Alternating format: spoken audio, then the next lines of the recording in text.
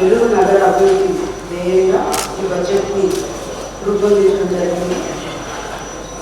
మొదటిగా బడ్జెట్కి సంబంధించి డిప్యూటీ మేయర్ మాట్లాడిన తర్వాత గౌరవ సభ్యులందరూ కూడా తర్వాత ఈ సలహాలు సూచనలు ఇవ్వవలసిందిగా తెలియజేసుకుంటూ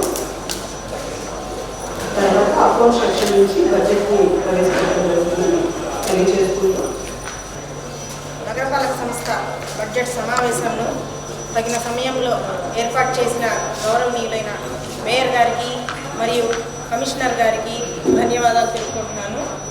అధ్యక్ష, ముందుగా నెల్లూరు నగర ప్రజల సౌకర్యార్థం వారి ఇంటి పన్నుల బకాయిలలో వడ్డీ పైన 50% రాయితీని కల్పించినందుకు రాష్ట్ర ముఖ్యమంత్రి వర్యులు గౌరవనీయులు నారా చంద్రబాబు నాయుడు గారికి, రాష్ట్ర మున్సిపల్ శాఖ మంత్రి వర్యులు గౌరవనీయులు పొంగూరు నారాయణ సార్ గారికి నెల్లూరు నగర ప్రజల తరఫున మరియు కౌన్సిల్ తరఫున ప్రత్యేకంగా ధన్యవాదాలు.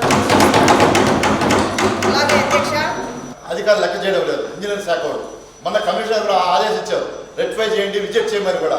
కనీసం ఇంజనీరింగ్ శాఖ వాళ్ళు ఏం చేస్తున్నారని నేను అడుగుతున్నాను. వాళ్ళ మీద ఎందుకు చర్యలు తీసుకోవడం లేదు? ఎక్కడ వాళ్ళు విజిట్ చేశారా?